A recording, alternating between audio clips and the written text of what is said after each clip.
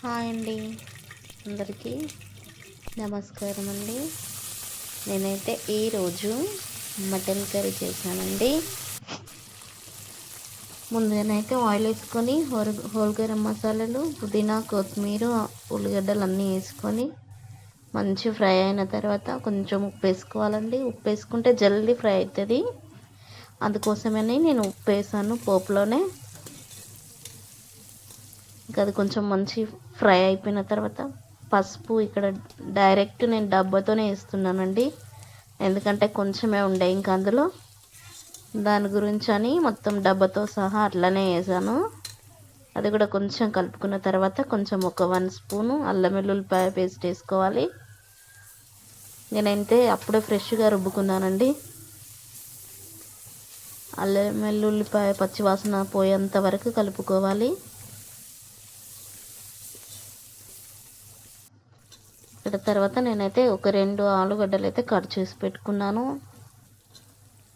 ఆలుగడ్డ ముక్కలు వేసుకున్న తర్వాత అవి కూడా కొంచెం ఫ్రై అయిపోయిన తర్వాత వాటికి కొంచెం ఉప్పు పోపు పట్టాలి కదా, అందుకోసమని నేను కొంచెం సేపు కలుపుకున్న తర్వాత ఇక్కడైతే మటన్ అయితే నేను ఫ్రెష్గా కడిగి పెట్టుకున్నానండి. ఇంకా కడిగి పెట్టుకున్న మటన్ కూడా అందులోనే వేసేసి కుక్కర్లో మళ్ళీ మొత్తం కలుపుకోవాలండి. ఇప్పుడు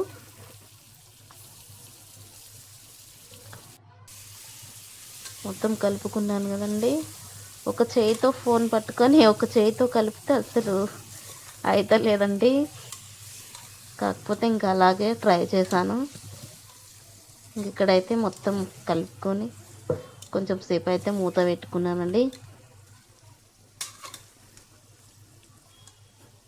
కొంచెం సేపు మూత పెట్టి అది కొంచెము వైట్గా ఉంది కదా అండి. పసుపు అయితే సరిపోలేదు అక్కడ, మనకి కొంచెం ఉంటే వేసాను కదా, ఇంకా అంతే, ఏం చేయలేం కదా. తర్వాత అయితే నేను కారం వేసుకున్నానండి. మేము తినే కారంను బట్టి వేసుకున్నానండి. మేమైతే చాలా కారం తింటాం, కొంచెం ఎక్కువే. అందుకోసమని నేను ఇక్కడ కారం కొంచెం ఎక్కువ అయితే వేసాను. తర్వాత కారం ముక్కలకి పట్టిన తర్వాత ఒక 2 టమాటాలు అయితే కట్ చేసి వేసానండి. టమాటాలు కూడా కొంచెం మగ్గిన తర్వాత నేను ఇంకా ముక్క మునిగే అంత వాటర్ అయితే పోసుకున్నాను. ఇక్కడ ఇంకా ఉడకాలి కదా ఇది మటన్, దగ్గర అయ్యేంత వరకు నేనైతే కుక్కర్ మూత పెట్టేసి ఒక 4-5 విజిల్స్ అయితే వచ్చే వరకు అయితే నేను పెట్టానండి. తర్వాత విజిల్ తీసి మళ్ళీ నెక్స్ట్ స్టవ్ ఆన్ చేసి మళ్ళీ ధనియాల పౌడరు, కొబ్బరి పౌడరు, మటన్ మసాలా వేసుకున్నానండి. ఇక్కడైతే నేను ఇంకా కొంచెం దగ్గర పడేంత వరకు అలాగే స్టవ్ మీద పెట్టుకున్నాను. మసాలా, కొబ్బరి పౌడర్ అంతా, ధనియాల పౌడర్ అంతా మళ్ళీ ముక్కకు పట్టేంత వరకు అయితే నేను కలుపుకున్నాను. మళ్ళీ కొంచెం అయితే నేను కొత్తిమీర లాస్ట్లో కూడా వేసానండి.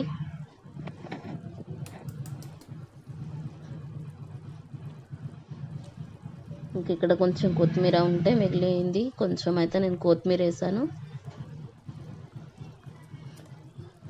ఇంకా కొత్తిమీర వేసిన తర్వాత వెంటనే నేను స్టవ్ ఆపేసుకున్నానండి. నాకైతే కర్రీ అయితే రెడీ అయిపోయింది. చాలా మెత్తగా అయిపోయిందండి కర్రీ కూడా, చాలా ముట్టుకుంటే స్మూత్గా ఉంది, చాలా టేస్టీగా ఉంది, స్పైసీగా చాలా బాగుంది.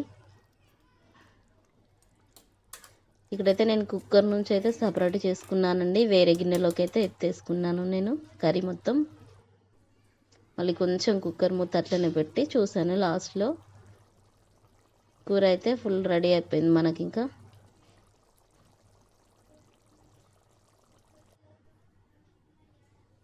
తీసి వేరే గిన్నెలోకి అయితే వేసానండి నేను ఇక్కడ మొత్తం కర్రీ.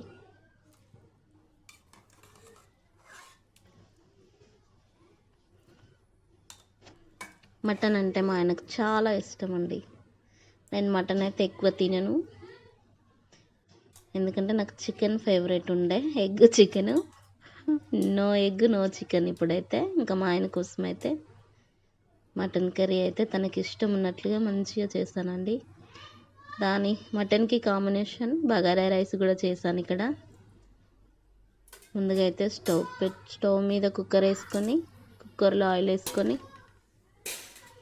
అందులోనే హోల్ గరం మసాలా వేసుకున్నానండి.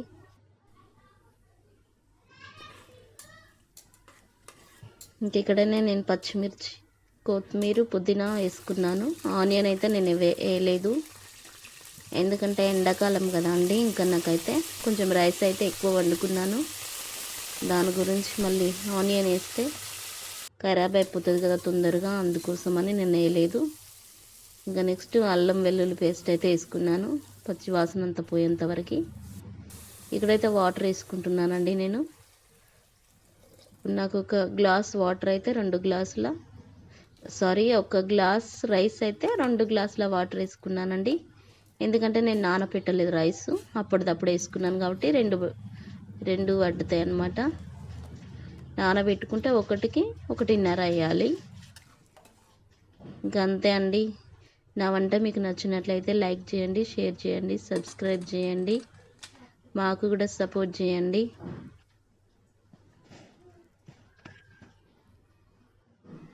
ఇంకా కుక్కర్ విజిల్స్ అయితే పెట్టాను ఇక్కడ.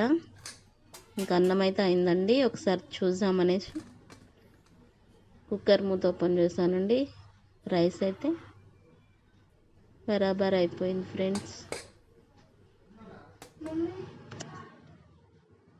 బాయ్ అండి.